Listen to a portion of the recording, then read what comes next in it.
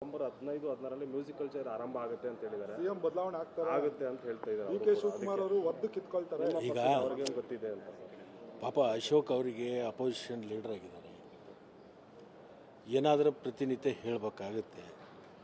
ಏನಾದರೂ ಹೇಳದೇ ಇದ್ದರೆ ಅಲ್ಲಿ ಮೇಲಿನವರು ಕೇಳ್ತಾ ಇದ್ದಾರೆ, ಏನು ಮಲ್ಕೊಂಡಿಯಾ ಅಂತ ಕೇಳ್ತಾರೆ. ಹೀಗಾಗಿ ಅದನ್ನು ಸ್ವಲ್ಪ ಸುದ್ದಿ ಒಳಗೆ ಇರಬೇಕು ಅಂತೇಳಿ ಇಂಥವೆಲ್ಲ ಹೇಳ್ತಾರೆ. ಅಶೋಕ್ ಅವರಿಗೆ ನಾನು ವಿನಂತಿ ಮಾಡ್ತೀನಿ, ನಿಮ್ಮ ತಾಟದೊಳಗೆ ಹೆಗಣ ಬಿದ್ದಿದೆಯಪ್ಪ, ಅದನ್ನು ತಗೊಳ್ಳಿ ಮೊದಲು. ಬೇರೆ ತಾಟಿನಲ್ಲಿ ನನ್ನದ ಬಗ್ಗೆ ಯಾಕೆ ನೀವು ಚಿಂತೆ ಮಾಡ್ತೀರಿ? ನಿಮ್ಮ ಪಕ್ಷದೊಳಗೆ ಏನು ನಡೆದಿದೆ ನೋಡ್ಕೊಳ್ರಿ. ಬೇರೆದವ್ರ ಬಗ್ಗೆ ಏನು ನಿಮಗೆ ನೈತಿಕ ಹಕ್ಕಿದೆ ಮಾತಾಡೋದು? ನಾನು ಅಶೋಕ್ ಅಣ್ಣ ಇಷ್ಟೇ ಹೇಳ್ತೀನಿ, ನೀನೊಬ್ಬ ವಿರೋಧ ಪಕ್ಷದ ನಾಯಕರಾಗಿ ನಿಮ್ಮ ಪಕ್ಷ ಸರಿ ಮಾಡ್ಕೊಳ್ಳೋದ್ರ ಬಗ್ಗೆ ಹೆಚ್ಚು ಗಮನ ಕೊಡಪ್ಪ. ನಿನ್ನ ಟೆಂಟ್ ಕಿತ್ಕೊಂಡು ಹೊಂಟಿದೆ, ಇನ್ನು ಬೇರೆಯವ್ರ ಟೆಂಟದ ಬಗ್ಗೆ ನೀನೇನು ಆಲೋಚನೆ ಮಾಡ್ತೀರಿ ನೀವು? ಪಾಪ ಅವರು ವಿರೋಧ ಪಕ್ಷ ನಾಯಕ ಆಗೋದ್ರಿಂದ ಪ್ರತಿನಿತ್ಯ ಏನಾದರೂ ಹೇಳಬೇಕಾಗತ್ತೆ, ಇಲ್ಲಾಂದರೆ ಅವ್ರ ಮೇಲಿನ ಸುಮ್ಮನೆ ಇರಲ್ಲ. ಯಾಕೆ ವಿರೋಧ ಪಕ್ಷ ನಾಯಕ ನೀನು ಸುಮ್ಮನೆ ಇರ್ಲಿಕ್ಕೆ ಮಾಡಿದ್ವಿ ಅಂತ ಕೇಳ್ತಾರೆ. ಕುರ್ಚಿ ಉಳಿಸ್ಕೊಳ್ಳೋದಕ್ಕೆ ಈ ರೀತಿ ಆರೋಪ ಮಾಡ್ತಾ ಇದ್ದಾರೆ. ಅಲ್ಲೇನಾಗಿದೆ, ಅಧ್ಯಕ್ಷನ ಚೇಂಜ್ ಮಾಡಬೇಕು ಅನ್ನೋದು ಒಂದು. ಅಧ್ಯಕ್ಷ ಬೇರೆ ಆದಂಥ ಸಂದರ್ಭದಲ್ಲಿ ವಿರೋಧ ಪಕ್ಷ ನಾಯಕನ ಚೇಂಜ್ ಮಾಡಬೇಕು ಅನ್ನೋದು ಒಂದು ಚರ್ಚೆ ನಡೆದಿದೆ. ನಾನು ಆ ಪಕ್ಷದಲ್ಲಿದ್ದು ಭಾಳಷ್ಟು ಸ್ನೇಹಿತರು ನನಗೆ ಅಲ್ಲಿದ್ದಾರೆ.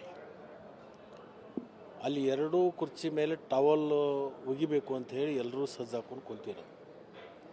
ಹೀಗಾಗಿ ಅವರವರ ಕುರ್ಚಿಗಳನ್ನು ಉಳಿಸ್ಕೊಳ್ಳೋ ಸಲುವಾಗಿ ಜನರ ದಿಕ್ಕನ್ನು ಬೇರೆ ಕಡೆ ಶೆಳೆಗೋಸ್ಕರ ಅದನ್ನು ಹೇಳ್ತಕ್ಕಂಥದ್ದು ಮಾಡ್ತಾ ಇದ್ದಾರೆ. ಅದಕ್ಕೆ ಅಶೋಕ್ ಅಣ್ಣನಿಗೆ ನಾನು ಇಷ್ಟೇ ಹೇಳ್ತೀನಿ, ಅಶೋಕ್ ಅಣ್ಣ ನಿಂದು ಸೀಟನ್ನು ಭದ್ರವಾಗಿ ಇಟ್ಕೋ, ಆಮೇಲೆ ಬೇರೆಯವ್ರ ಸೀಟದ ಬಗ್ಗೆ ಭದ್ರತೆ ಬಗ್ಗೆ ಚರ್ಚೆ ಮಾಡೋಣ. ಈಗ ನೀವು ಕೂಡ ಬಿಜೆಪಿಲಿ ಇದ್ದಂಥವ್ರು, ಇವತ್ತಿನ ಪರಿಸ್ಥಿತಿ ನೋಡಿದ್ರೆ ವಿಜೇಂದ್ರ ಅವ್ರನ್ನ ಇಳಿಸೋ ಸಾಧ್ಯತೆಗಳಿದಾವ ಸರ್? ನಾನು ಯಾಕೆ ಆ ಪಕ್ಷದ ಬಗ್ಗೆ ಚರ್ಚೆ ಮಾಡೋಕ್ಕೆ ಹೋಗಲಿ? ಅವ್ರಿಗೊಂದು ಕೆಲಸ ಇಲ್ಲ, ಬೇರೆ ಪಕ್ಷದ ಚರ್ಚೆ ಮಾಡ್ತಾರೆ. ನಾನು ಆಯ್ತು ಇದ್ದಾರೆ, ಆಯಿತು ಮಾಹಿತಿ ಇರುತ್ತೆ, ಅವ್ರಿಗೆ ಒಳ್ಳೇದಾಗಲಿ ಅನ್ನೋದು ಅಷ್ಟೇ ನಾವು ಕೇಳ್ತಿರ್ತೀವಿ. ಇನ್ನೇನು ಬೇರೆ ಏನು ಹೇಳೋಕ್ಕಾಗಲ್ಲಲ್ಲ. ಆ ಪಕ್ಷದ ಬಗ್ಗೆ ಅವ್ರ ತಾಟಿನಲ್ಲಿ ಬಿದ್ದಿರ್ತಕ್ಕಂಥ ಹೆಗಣ ತೆಗಿಲಿಕ್ಕೆ ನಾವ್ಯಾಕೆ ಹೋಗಬೇಕು? ಅವ್ರು ತಕ್ಕೋಬೇಕಷ್ಟೇ. ಸರ್, ಇಲ್ಲಿ ಕಾಂಗ್ರೆಸ್ನಲ್ಲಿ ಕಡೆಯಾಗಿ ಸಿದ್ದರಾಮಯ್ಯ ಬಣ, ಇನ್ನೊಂದು ಕಡೆ ಡಿ ಕೆ ಶಿವಕುಮಾರ್ ಬಣ, ಇದೆಲ್ಲ ನೋಡಿ ಯಾವ ಬಣನೂ ಇಲ್ಲ, ಬಾಣೂ ಇಲ್ಲ, ನೋಡ್ರಿ ಯಾವುದೂ ಇಲ್ಲ, ಏನೂ ಇಲ್ಲ. ಸರಳವಾಗಿ ಚೆನ್ನಾಗಿ 5 ವರ್ಷ ಹೋಗುತ್ತೆ. ನಿಮಗೆ ಇವತ್ತೇ ಹೇಳ್ತೀನಿ, ಮುಂದೆ 2028ಕ್ಕೆ ಏನು ಚುನಾವಣೆ ಬರುತ್ತಲ್ಲ, ಅವಾಗೂ ಮತ್ತೆ ಕಾಂಗ್ರೆಸ್ ಅಧಿಕಾರಕ್ಕೆ ಬರುತ್ತೆ. ಸರ್, ಈಗ ಕೊನೆಯದಾಗಿ ಸರ್, ಬೆಳಗಾವಿ ಅಭಿವೃದ್ಧಿ ಪ್ರಾಧಿಕಾರ ಅಂದರೆ ಬೂಡ ಇದರದ ಆಯುಕ್ತರು ನೇಮಕಾತಿ ವಿಚಾರವಾಗಿ ಬೈರತಿ ಸುರೇಶ್ ನಮ್ಮನ್ನು ವಿಶ್ವಾಸಕ್ಕೆ ಪಡ್ಕೊಂಡಿಲ್ಲ ಅಂತೇಳಿ ಸತೀಶ್ ಜಾರಕಿಹೊಳಿ ಅವರು ನೇರವಾಗಿ ಅಸಮಾಧಾನ ವ್ಯಕ್ತಪಡಿಸಿದ್ದಾರೆ ಸರ್.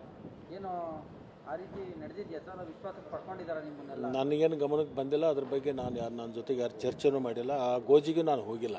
ಸರ್, ಈಗ ಕ್ಯಾಬಿನೆಟ್ ರೀಶಫಲ್ ಆದರೆ ತಾವು ಕೂಡ ಸಚಿವ ಸ್ಥಾನದ ಆಕಾಂಕ್ಷಿ. ನಾವು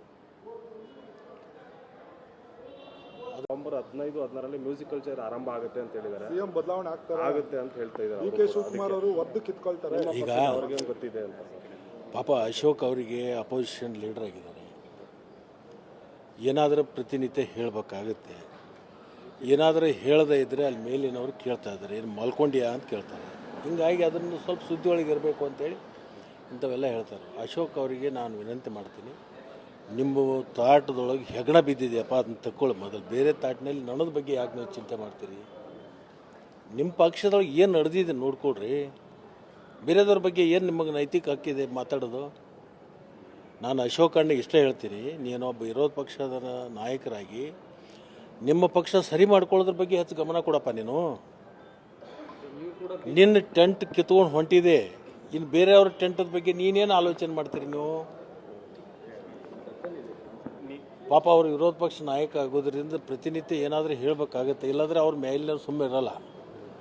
ಯಾಕೆ ವಿರೋಧ ಪಕ್ಷ ನಾಯಕ ನೀನು ಸುಮ್ಮನೆ ಇರ್ಲಿಕ್ಕೆ ಮಾಡಿದ್ವಿ ಅಂತ ಕೇಳ್ತಾರೆ. ಕುರ್ಚಿ ಉಳಿಸ್ಕೊಳ್ಳೋದಕ್ಕೆ ಈ ರೀತಿ ಆರೋಪ ಮಾಡ್ತಾ ಇದ್ದಾರೆ. ಅಲ್ಲೇನಾಗಿದೆ, ಅಧ್ಯಕ್ಷನ ಚೇಂಜ್ ಮಾಡಬೇಕು ಅನ್ನೋದು ಒಂದು. ಅಧ್ಯಕ್ಷ ಬೇರೆ ಆದಂಥ ಸಂದರ್ಭದಲ್ಲಿ ವಿರೋಧ ಪಕ್ಷ ನಾಯಕನ ಚೇಂಜ್ ಮಾಡಬೇಕು ಅನ್ನೋದು ಒಂದು ಚರ್ಚೆ ನಡೆದಿದೆ. ನಾನು ಆ ಪಕ್ಷದಲ್ಲಿದ್ದು ಭಾಳಷ್ಟು ಸ್ನೇಹಿತರು ನನಗೆ ಅಲ್ಲಿದ್ದಾರೆ.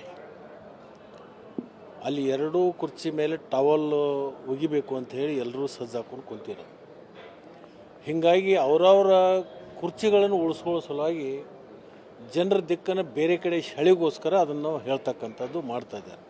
ಅದಕ್ಕೆ ಅಶೋಕ್ ಅಣ್ಣನಿಗೆ ನಾನು ಇಷ್ಟೇ ಹೇಳ್ತೀನಿ, ಅಶೋಕ್ ಅಣ್ಣ ನಿಂದು ನವೆಂಬರ್ 15-16 ಮ್ಯೂಸಿಕಲ್ ಚೇರ್ ಆರಂಭ ಆಗುತ್ತೆ ಅಂತ ಹೇಳಿದ್ದಾರೆ. ಸಿಎಂ ಬದಲಾವಣೆ ಆಗುತ್ತೆ ಅಂತ ಹೇಳ್ತಾ ಇದ್ದಾರೆ. ಡಿ ಕೆ ಶಿವಕುಮಾರ್ ಅವರು ಒದ್ದು ಕಿತ್ಕೊಳ್ತಾರೆ. ಈಗ ಅವ್ರಿಗೆ ಗೊತ್ತಿದೆ ಅಂತ. ಪಾಪ ಅಶೋಕ್ ಅವರಿಗೆ ಅಪೋಸಿಷನ್ ಲೀಡರ್ ಆಗಿದ್ದಾರೆ. ಏನಾದರೂ ಪ್ರತಿನಿತ್ಯ ಹೇಳಬೇಕಾಗುತ್ತೆ. ಏನಾದರೂ ಹೇಳದೇ ಇದ್ದರೆ ಅಲ್ಲಿ ಮೇಲಿನವರು ಕೇಳ್ತಾ ಇದ್ದಾರೆ, ಏನು ಮಲ್ಕೊಂಡಿಯಾ ಅಂತ ಕೇಳ್ತಾರೆ. ಹಿಂಗಾಗಿ ಅದನ್ನು ಸ್ವಲ್ಪ ಸುದ್ದಿ ಒಳಗೆ ಇರಬೇಕು ಅಂತೇಳಿ ಇಂಥವೆಲ್ಲ ಹೇಳ್ತಾರೆ. ಅಶೋಕ್ ಅವರಿಗೆ ನಾನು ವಿನಂತಿ ಮಾಡ್ತೀನಿ, ನಿಮ್ಮ ತಾಟದೊಳಗೆ ಹೆಗಣ ಬಿದ್ದಿದೆಯಪ್ಪ, ಅದನ್ನ ತಗೊಳ್ಳಿ ಮೊದಲು. ಬೇರೆ ತಾಟಿನಲ್ಲಿ ನನ್ನದ ಬಗ್ಗೆ ಯಾಕೆ ನೀವು ಚಿಂತೆ ಮಾಡ್ತೀರಿ? ನಿಮ್ಮ ಪಕ್ಷದೊಳಗೆ ಏನು ನಡೆದಿದೆ ನೋಡ್ಕೊಳ್ರಿ. ಬೇರೆದವ್ರ ಬಗ್ಗೆ ಏನು ನಿಮಗೆ ನೈತಿಕ ಹಕ್ಕಿದೆ ಮಾತಾಡೋದು? ನಾನು ಅಶೋಕ್ ಅಣ್ಣಿಗೆ ಇಷ್ಟೇ ಹೇಳ್ತೀನಿ, ನೀನೊಬ್ಬ ವಿರೋಧ ಪಕ್ಷದ ನಾಯಕರಾಗಿ ನಿಮ್ಮ ಪಕ್ಷ ಸರಿ ಮಾಡ್ಕೊಳ್ಳೋದ್ರ ಬಗ್ಗೆ ಹೆಚ್ಚು ಗಮನ ಕೊಡಪ್ಪ. ನಿನ್ನ ಟೆಂಟ್ ಕಿತ್ಕೊಂಡು ಹೊಂಟಿದೆ, ಇನ್ನು ಬೇರೆಯವ್ರ ಟೆಂಟದ ಬಗ್ಗೆ ನೀನೇನು ಆಲೋಚನೆ ಮಾಡ್ತೀರಿ ನೀವು?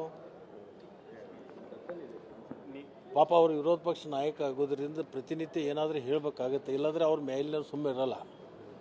ಯಾಕೆ ವಿರೋಧ ಪಕ್ಷ ನಾಯಕ ನೀನು ಸುಮ್ಮನೆ ಇರ್ಲಿಕ್ಕೆ ಮಾಡಿದ್ವಿ ಅಂತ ಕೇಳ್ತಾರೆ. ಕುರ್ಚಿ ಉಳಿಸ್ಕೊಳ್ಳೋದಕ್ಕೆ ಈ ರೀತಿ ಆರೋಪ ಮಾಡ್ತಾ ಇದ್ದಾರೆ. ಅಲ್ಲೇನಾಗಿದೆ, ಅಧ್ಯಕ್ಷನ ಚೇಂಜ್ ಮಾಡಬೇಕು ಅನ್ನೋದು ಒಂದು. ಅಧ್ಯಕ್ಷ ಬೇರೆ ಆದಂಥ ಸಂದರ್ಭದಲ್ಲಿ ವಿರೋಧ ಪಕ್ಷ ನಾಯಕನ ಚೇಂಜ್ ಮಾಡಬೇಕು ಅನ್ನೋದು ಒಂದು ಚರ್ಚೆ ನಡೆದಿದೆ. ನಾನು ಆ ಪಕ್ಷದಲ್ಲಿದ್ದು ಭಾಳಷ್ಟು ಸ್ನೇಹಿತರು ನನಗೆ ಅಲ್ಲಿದ್ದಾರೆ. ಅಲ್ಲಿ ಎರಡೂ ಕುರ್ಚಿ ಮೇಲೆ ಟವಲ್ ಒಗಿಬೇಕು ಅಂತ ಹೇಳಿ ಎಲ್ಲರೂ ಸಜ್ಜು ಹಾಕೊಂಡು ಕುಂತಿರೋದು. ಹೀಗಾಗಿ ಅವರವರ ಕುರ್ಚಿಗಳನ್ನು ಉಳಿಸ್ಕೊಳ್ಳೋ ಸಲುವಾಗಿ ಜನರ ದಿಕ್ಕನ್ನು ಬೇರೆ ಕಡೆ ಸೆಳೆಗೋಸ್ಕರ ಅದನ್ನು ಹೇಳ್ತಕ್ಕಂಥದ್ದು ಮಾಡ್ತಾಯಿದ್ದಾರೆ. ಅದಕ್ಕೆ ಅಶೋಕ್ ಅಣ್ಣನಿಗೆ ನಾನು ಇಷ್ಟೇ ಹೇಳ್ತೀನಿ, ಅಶೋಕ್ ಅಣ್ಣ ನಿಂದು ಸೀಟನ್ನು ಭದ್ರವಾಗಿ ಇಟ್ಕೋ, ಆಮೇಲೆ ಬೇರೆಯವ್ರ ಸೀಟದ ಬಗ್ಗೆ ಭದ್ರತೆ ಬಗ್ಗೆ ಚರ್ಚೆ ಮಾಡೋಣ. ಸರ್, ಈಗ ನೀವು ಕೂಡ ಬಿಜೆಪಿಲಿ ಇದ್ದಂಥವ್ರು, ಇವತ್ತಿನ ಪರಿಸ್ಥಿತಿ ನೋಡಿದ್ರೆ ವಿಜೇಂದ್ರ ಅವ್ರನ್ನ ಇಳಿಸೋ ಸಾಧ್ಯತೆಗಳಿದಾವೆ ಸರ್? ನಾನು ಯಾಕೆ ಆ ಪಕ್ಷದ ಬಗ್ಗೆ ಚರ್ಚೆ ಮಾಡೋಕ್ಕೆ ಹೋಗಲಿ? ಅವ್ರಿಗೊಂದು ಕೆಲಸ ಇಲ್ಲ, ಬೇರೆ ಪಕ್ಷದ ಚರ್ಚೆ ಮಾಡ್ತಾರೆ. ಅಲ್ಲ, ಅಲ್ಲಿರೋ ಫ್ರೆಂಡ್ಸ್ ಎಲ್ಲ ನಿಮ್ಮ ನಾನು ಆಯ್ತು ಇದ್ದಾರೆ, ಚರ್ಚೆ ಆಗ್ತಿದೆ ಅಂತ ಆಯಿತು, ಮಾಹಿತಿ ಇರುತ್ತೆ, ಅವ್ರಿಗೆ ಒಳ್ಳೇದಾಗಲಿ ಅನ್ನೋದು ಅಷ್ಟೇ ನಾವು ಕೇಳ್ತಿರ್ತೀವಿ. ಇನ್ನೇನು ಬೇರೆ ಏನು ಹೇಳೋಕ್ಕಾಗಲ್ಲಲ್ಲ. ಆ ಪಕ್ಷದ ಬಗ್ಗೆ ಅವ್ರ ತಾಟಿನಲ್ಲಿ ಬಿದ್ದಿರ್ತಕ್ಕಂಥ ಹೆಗಣ ತೆಗಿಲಿಕ್ಕೆ ನಾವ್ಯಾಕೆ ಹೋಗಬೇಕು? ಅವ್ರು ತಕ್ಕೋಬೇಕಷ್ಟೇ. ಸರ್, ಇಲ್ಲಿ ಕಾಂಗ್ರೆಸ್ನಲ್ಲಿ ಒಂದು ಕಡೆಯಾಗಿ ಸಿದ್ದರಾಮಯ್ಯ ಬಣ, ಇನ್ನೊಂದು ಕಡೆ ಡಿ ಕೆ ಶಿವಕುಮಾರ್ ಬಣ, ಇದೆಲ್ಲ ನೋಡಿ ಯಾವ ಬಣನೂ ಇಲ್ಲ, ಬಾಣೂ ಇಲ್ಲ, ನೋಡ್ರಿ ಯಾವುದೂ ಇಲ್ಲ, ಏನೂ ಇಲ್ಲ, ಸರಳವಾಗಿ ಚೆನ್ನಾಗಿ 5 ವರ್ಷ ಹೋಗುತ್ತೆ. ನಿಮಗೆ ಇವತ್ತೇ ಹೇಳ್ತೀನಿ, ಮುಂದೆ 2028ಕ್ಕೆ ಏನು ಚುನಾವಣೆ ಬರುತ್ತಲ್ಲ, ಅವಾಗೂ ಮತ್ತೆ ಕಾಂಗ್ರೆಸ್ ಅಧಿಕಾರಕ್ಕೆ ಬರುತ್ತೆ. ಸರ್, ಈಗ ಕೊನೆಯದಾಗಿ ಸರ್, ಬೆಳಗಾವಿ ಅಭಿವೃದ್ಧಿ ಪ್ರಾಧಿಕಾರ ಅಂದರೆ ಬೂಡಾ ಇದ್ರದ್ದು ಆಯುಕ್ತರು ನೇಮಕಾತಿ ವಿಚಾರವಾಗಿ ಬೈರತಿ ಸುರೇಶ್ ನಮ್ಮನ್ನು ವಿಶ್ವಾಸಕ್ಕೆ ಪಡ್ಕೊಂಡಿಲ್ಲ ಅಂತೇಳಿ ಸತೀಶ್ ಜಾರಕಿಹೊಳಿ ಅವರು ನೇರವಾಗಿ ಅಸಮಾಧಾನ ವ್ಯಕ್ತಪಡಿಸಿದ್ದಾರೆ ಸರ್. ಏನು ಆ ರೀತಿ ನಡೆದಿದೆಯಾ ಸರ್? ವಿಶ್ವಾಸಕ್ಕೆ ಪಡ್ಕೊಂಡಿದ್ದಾರೆ ನಿಮ್ಮನ್ನೆಲ್ಲ? ನನಗೇನು ಗಮನಕ್ಕೆ ಬಂದಿಲ್ಲ, ಅದ್ರ ಬಗ್ಗೆ ನನ್ನ ಜೊತೆಗೆ ಯಾರು ಚರ್ಚೆನೂ ಮಾಡಿಲ್ಲ, ಆ ಗೋಜಿಗೂ ನಾನು ಹೋಗಿಲ್ಲ. ಸರ್, ಈಗ ಕ್ಯಾಬಿನೆಟ್ ರೀಶಫಲ್ ಆದರೆ ತಾವು ಕೂಡ ಸಚಿವ ಸ್ಥಾನದ ಆಕಾಂಕ್ಷಿ. ನಾನು ನವೆಂಬರ್ 15-16ರಲ್ಲಿ ಮ್ಯೂಸಿಕಲ್ ಚೇರ್ ಆರಂಭ ಆಗುತ್ತೆ ಅಂತ ಹೇಳಿದ್ದಾರೆ. ಸಿಎಂ ಬದಲಾವಣೆ ಆಗುತ್ತೆ ಅಂತ ಹೇಳ್ತಾ ಇದ್ದಾರೆ. ಡಿ ಕೆ ಶಿವಕುಮಾರ್ ಅವರು ಒದ್ದು ಕಿತ್ಕೊಳ್ತಾರೆ. ಈಗ ಅವ್ರಿಗೇನು ಗೊತ್ತಿದೆ ಅಂತ ಸರ್? ಪಾಪ ಅಶೋಕ್ ಅವರಿಗೆ ಅಪೋಸಿಷನ್ ಲೀಡರ್ ಆಗಿದ್ದಾರೆ. ಏನಾದರೂ ಪ್ರತಿನಿತ್ಯ ಹೇಳಬೇಕಾಗುತ್ತೆ. ಏನಾದರೂ ಹೇಳದೇ ಇದ್ದರೆ ಅಲ್ಲಿ ಮೇಲಿನವರು ಕೇಳ್ತಾ ಇದ್ದಾರೆ, ಏನು ಮಲ್ಕೊಂಡಿಯಾ ಅಂತ ಕೇಳ್ತಾರೆ. ಹಿಂಗಾಗಿ ಅದನ್ನು ಸ್ವಲ್ಪ ಸುದ್ದಿ ಒಳಗೆ ಇರಬೇಕು ಅಂತೇಳಿ ಇಂಥವೆಲ್ಲ ಹೇಳ್ತಾರೆ. ಅಶೋಕ್ ಅವರಿಗೆ ನಾನು ವಿನಂತಿ ಮಾಡ್ತೀನಿ, ನಿಮ್ಮ ತಾಟದೊಳಗೆ ಹೆಗಣ ಬಿದ್ದಿದೆಯಪ್ಪ, ಅದನ್ನ ತಗೊಳ್ಳಿ ಮೊದಲು. ಬೇರೆ ತಾಟಿನಲ್ಲಿ ನನ್ನದ ಬಗ್ಗೆ ಯಾಕೆ ನೀವು ಚಿಂತೆ ಮಾಡ್ತೀರಿ? ನಿಮ್ಮ ಪಕ್ಷದೊಳಗೆ ಏನು ನಡೆದಿದೆ ನೋಡ್ಕೊಳ್ರಿ. ಬೇರೆದವ್ರ ಬಗ್ಗೆ ಏನು ನಿಮಗೆ ನೈತಿಕ ಹಕ್ಕಿದೆ ಮಾತಾಡೋದು? ನಾನು ಅಶೋಕ್ ಅಣ್ಣಿಗೆ ಇಷ್ಟೇ ಹೇಳ್ತೀನಿ, ನೀನೊಬ್ಬ ವಿರೋಧ ಪಕ್ಷದ ನಾಯಕರಾಗಿ ನಿಮ್ಮ ಪಕ್ಷ ಸರಿ ಮಾಡ್ಕೊಳ್ಳೋದ್ರ ಬಗ್ಗೆ ಹೆಚ್ಚು ಗಮನ ಕೊಡಪ್ಪ. ನಿನ್ನ ಟೆಂಟ್ ಕಿತ್ಕೊಂಡು ಹೊಂಟಿದೆ, ಇನ್ನು ಬೇರೆಯವ್ರ ಟೆಂಟದ ಬಗ್ಗೆ ನೀನೇನು ಆಲೋಚನೆ ಮಾಡ್ತೀರಿ ನೀವು? ಪಾಪ ಅವರು ವಿರೋಧ ಪಕ್ಷ ನಾಯಕ ಆಗೋದ್ರಿಂದ ಪ್ರತಿನಿತ್ಯ ಏನಾದರೂ ಹೇಳಬೇಕಾಗತ್ತೆ, ಇಲ್ಲಾಂದರೆ ಅವ್ರ ಮೇಲಿನ ಸುಮ್ಮನೆ ಇರಲ್ಲ. ಯಾಕೆ ವಿರೋಧ ಪಕ್ಷ ನಾಯಕ ನೀನು ಸುಮ್ಮನೆ ಇರ್ಲಿಕ್ಕೆ ಮಾಡಿದ್ವಿ ಅಂತ ಕೇಳ್ತಾರೆ. ಕುರ್ಚಿ ಉಳಿಸ್ಕೊಳ್ಳೋದಕ್ಕೆ ಈ ರೀತಿ ಆರೋಪ ಮಾಡ್ತಾ ಇದ್ದಾರೆ. ಅಲ್ಲೇನಾಗಿದೆ, ಅಧ್ಯಕ್ಷನ ಚೇಂಜ್ ಮಾಡಬೇಕು ಅನ್ನೋದು ಒಂದು. ಅಧ್ಯಕ್ಷ ಬೇರೆ ಆದಂಥ ಸಂದರ್ಭದಲ್ಲಿ ವಿರೋಧ ಪಕ್ಷ ನಾಯಕನ ಚೇಂಜ್ ಮಾಡಬೇಕು ಅನ್ನೋದು ಒಂದು ಚರ್ಚೆ ನಡೆದಿದೆ. ನಾನು ಆ ಪಕ್ಷದಲ್ಲಿದ್ದು ಭಾಳಷ್ಟು ಸ್ನೇಹಿತರು ನನಗೆ ಅಲ್ಲಿದ್ದಾರೆ. ಅಲ್ಲಿ ಎರಡೂ ಕುರ್ಚಿ ಮೇಲೆ ಟವಲ್ ಒಗಿಬೇಕು ಅಂತ ಹೇಳಿ ಎಲ್ಲರೂ ಸಜ್ಜು ಹಾಕೊಂಡು ಕುಂತಿರೋದು. ಹೀಗಾಗಿ ಅವರವರ ಕುರ್ಚಿಗಳನ್ನು ಉಳಿಸ್ಕೊಳ್ಳೋ ಸಲುವಾಗಿ ಜನರ ದಿಕ್ಕನ್ನು ಬೇರೆ ಕಡೆ ಸೆಳೆಗೋಸ್ಕರ ಅದನ್ನು ಹೇಳ್ತಕ್ಕಂಥದ್ದು ಮಾಡ್ತಾಯಿದ್ದಾರೆ. ಅದಕ್ಕೆ ಅಶೋಕ್ ಅಣ್ಣನಿಗೆ ನಾನು ಇಷ್ಟೇ ಹೇಳ್ತೀನಿ, ಅಶೋಕ್ ಅಣ್ಣ ನಿಂದು ಹೆಚ್ಚಿನ ವಿಡಿಯೋಗಳಿಗೆ ಪ್ರತಿಧ್ವನಿ ಯೂಟ್ಯೂಬ್ ಚಾನೆಲ್ ಸಬ್ಸ್ಕ್ರೈಬ್ ಮಾಡಿ, ಬೆಲ್ ಐಕಾನ್ ಕ್ಲಿಕ್ ಮಾಡಿ.